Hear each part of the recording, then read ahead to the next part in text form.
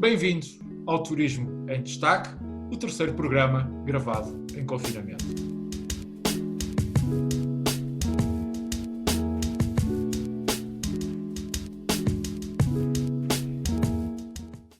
Na pergunta refere-se, e bem, que esta ligação de alta velocidade ferroviária entre as duas capitais ibéricas já tinha sido uma ideia apresentada em 2005. Curiosamente, 15 dias após a apresentação de uma outra ideia, que aqueles com memória mais viva, por assim dizer, seguramente recordarão, que foi o anúncio da decisão da nova localização e consequente avanço para a construção do novo Aeroporto Internacional de Lisboa, na altura, lembram-se, situado na OTA.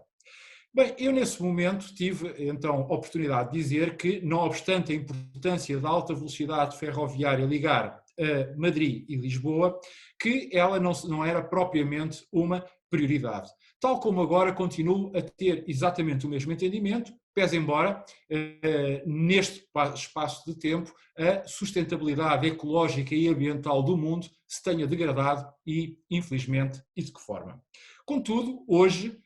tal como há uma década, eu continuo a pensar que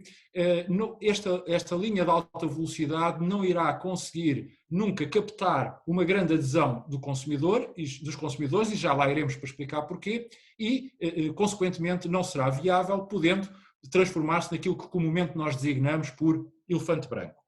Mas não será rentável e não captará a adesão dos consumidores, então porquê? Sobretudo porque já anteriormente, pelas mesmas razões que anteriormente, quando foi pela primeira vez apresentada a ideia, já se verificavam, isto é, pelo grande desenvolvimento que o transporte aéreo teve. Recorde-se que na altura, em 2005, estavam a aparecer e começavam a entrar em força, por assim dizer, no mercado e a ocupar o seu lugar, novos modelos de negócio a nível da aviação, nomeadamente os das companhias de baixo custo,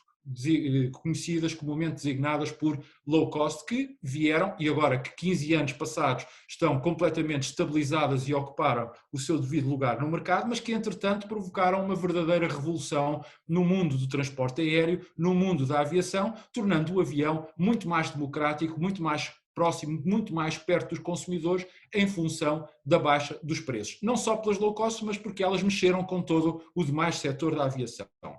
Ora, se nós admitirmos que o tempo de deslocação, mesmo contando sobretudo com o tempo de ida para o aeroporto, com os tempos de espera nos aeroportos e com os tempos de saída e deslocação para o centro das cidades provenientes do aeroporto, mesmo que esse tempo de deslocação seja igual, se compararmos com o comboio e assumindo que essa ligação de alta velocidade ferroviária irá do centro de Lisboa ao centro de Madrid e que não fará grandes paragens ou paragens pelo caminho, o que não é, por assim dizer, muito credível que aconteça, mesmo assim o preço da alta velocidade ferroviária será sempre mais elevado do que o do avião, em função dos enormes investimentos que vão ter que ser feitos, apesar de os mesmos poderem contar e contarão seguramente com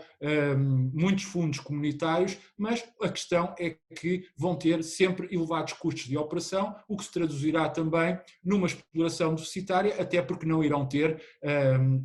a adesão do consumidor, já que esses valores ficarão sempre, em razão das funções que eu acabo de explicar, será sempre o preço do bilhete da ferrovia de alta velocidade, acabará sempre por sair mais caro do que o do avião. E, portanto, a minha opinião seria sempre melhor investir naquilo que já se conhece. Investir e promover, sobretudo, o desenvolvimento de novas gamas de combustíveis que neste momento já estão em fase praticamente prontas para entrar no mercado, nomeadamente da aviação comercial, nomeadamente os combustíveis SAF, Sustainable Aeronautic Fuel, que, de acordo com todos os testes e com todos os estudos, nos indicam que poderão reduzir a emissão de dióxido de carbono para a atmosfera até ao final da presente década em cerca de 85%. E razões essas que já levaram grandes companhias aéreas, como é o caso do grupo KPLM Air France, a anunciarem que dentro de 1 ano e meio, 2 anos, iniciarão os voos comerciais que utilizem já esse tipo de combustíveis, ou até, como aconteceu ainda esta semana, um dos grandes construtores mundiais de aviões, a Boeing, veio anunciar e comprometer-se publicamente que até 2030, até ao final desta década, irá produzir aviões comerciais e construir aviões comerciais que possam utilizar este tipo de combustíveis. Bom, dito isto, feito este enquadramento, devemos então ver qual se deve ser ou qual se deverá ser a prioridade para a nossa ferrovia. E aqui, sem dúvida alguma, tenho para mim que a prioridade das prioridades deve ser a recuperação da rede. Obviamente, excepcionando aqui a ligação Lisboa-Porto, através do Alfa Pendular, cujas velocidades já superam, neste momento, os 200 km/h. Mas estamos a falar de recuperar toda a ferrovia em todo o continente, no norte, no centro, no sul, criando ligações inter- e intrarregionais para que, de alguma forma, possamos eliminar os carros das estradas e também promovermos assim uma verdadeira ajuda ao ambiente e conseguimos ter um país mais sustentável do ponto de vista ecológico. Mas também para que nos permita aproximar o país, nomeadamente o interior e o litoral, que tantas vezes, infelizmente, não andam,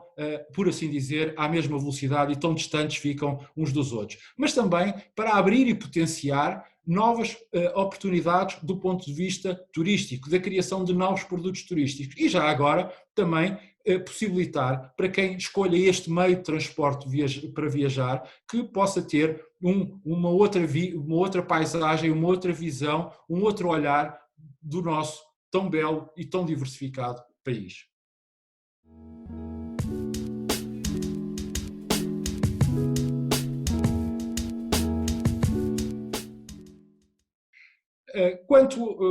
Gostava de começar a resposta a esta pergunta por uma nota prévia, para dizer que nem na primeira vaga nós fomos tão bons e, consequentemente, todos os demais tão maus quanto foi dito, nem agora somos tão maus e, consequentemente, os outros tão bons quanto se quer fazer parecer. Claro está que pelo meio, dentro destas duas vagas da pandemia, foram feitos, e há que reconhecê-lo, isso é algo incontornável, gravíssimos erros na forma como gerimos ou como temos vindo a gerir a pandemia. Só que este não é o momento mais certo para o julgar, nem sequer para apurar responsabilidades ou responsáveis, já que estamos, como é comum dizer-se, no meio do olho do furacão. Portanto, agora, o mais importante e onde devemos estar verdadeiramente empenhados e concentrar os nossos esforços é em ultrapassarmos esta difícil e dramática situação que estamos atualmente a viver e depois, então, lá virá o tempo para fazermos todos os julgamentos, todas as acusações, caso elas existam. Contudo, há algo que é claro e que é indesmentível e que são indicadores que a todos nos envergonham, mas que não deixam de ser muito importantes e dever ser considerados neste momento. É que Portugal, presentemente, é não só o país com maior número de mortos, de fatalidades por milhão de habitantes, como também é o país com maior número de novas infecções, também igualmente por milhão de habitantes. E obviamente que estes dados, que hoje são do conhecimento do domínio público, toda a gente os conhece à escala planetária, obviamente que afetam, prejudicam gravemente a nossa imagem externa, a nossa imagem como país e, consequentemente, também a percepção que todas as pessoas têm, que todos os potenciais turistas e consumidores têm do nosso país enquanto destino turístico. Ora, bem sei que neste momento, e sabemos todos que neste momento não há turismo, por assim dizer, infelizmente o turismo continua, como nos últimos 11 meses, em modo de pausa. Mas também este é o mesmo momento em que muitos estão a decidir as suas férias já a partir do verão. Porquê? Porque é a altura em que se estima e espera que a vacinação comece a produzir os seus efeitos. Ora, ninguém vai decidir, nem ninguém vai querer ir, nem ninguém vai querer escolher um destino que neste momento apresenta tão graves e tão sérios problemas e cujo futuro da evolução da pandemia ainda hoje é uma tão grande incógnita. E, portanto, as pessoas, na dúvida, vão preterir. Por isso, o mais importante é, no imediato, é combatermos a pandemia. Tentarmos conter esta pandemia. Para quê? Para urgentemente baixarmos o número de infecções diárias. Baixando esse número, obviamente conseguiremos baixar o número de internamentos e a consequência mais direta dessa baixa de internamentos é diminuirmos esse horrendo número de fatalidades, de óbitos diários que temos tido. E então depois sim, podemos começar a inverter esta tendência e podemos recuperar o turismo e tentar de alguma forma apagar e ultrapassar esta promoção turística tão negativa que temos dado e feito nós próprios. Já sabe, marcamos encontros para a semana e pela sua e pela nossa saúde, proteja-se. Fique em casa.